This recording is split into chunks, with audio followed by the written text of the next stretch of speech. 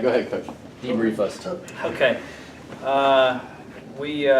After a long fall of training and stuff, we like to get our kids out and let them get at least one early meet in, and really the results have been surprisingly good. Norma Cunningham hit automatic and really just carried the momentum from her freshman season into this year, and she hit an automatic mark in the shot, and she sits in the top 3 in the nation right now.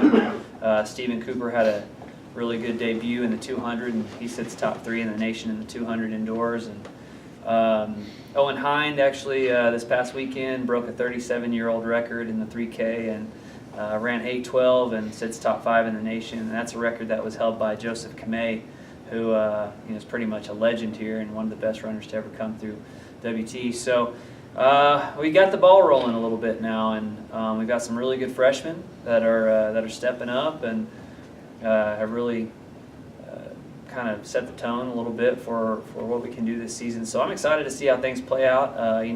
Always over Christmas break, you cross your fingers and hope that everybody does what they're supposed to do. But we have a good group, and I know they're excited to start competing, and excited for the transfers coming in at semester and what we could potentially do this year.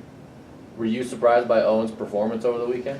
I knew he was going in to run. I knew he had the ability to run about 8:10, 8:05 if the race set up nicely for him. And we had a pacer that took it through about 1,200 meters and wasn't quite hanging on to the pace. So Owen had to take it after 3 or 4 laps. And really, he's the one that kind of ran the pace the whole way. So it's really hard to do that. It's really hard to lead out front and run that fast. But I wasn't surprised that he ran 8:12, and I think he'll run faster. I know he's a very determined guy, and I know he wants to set a lot of records here and win a national title here. And so I'm excited to see what he can do in the 3K and the 5K indoors, and then he can pretty much probably do anything he wants to outdoors, 1,500 all the way up to 10K. So it'll be exciting to see how his career unfolds.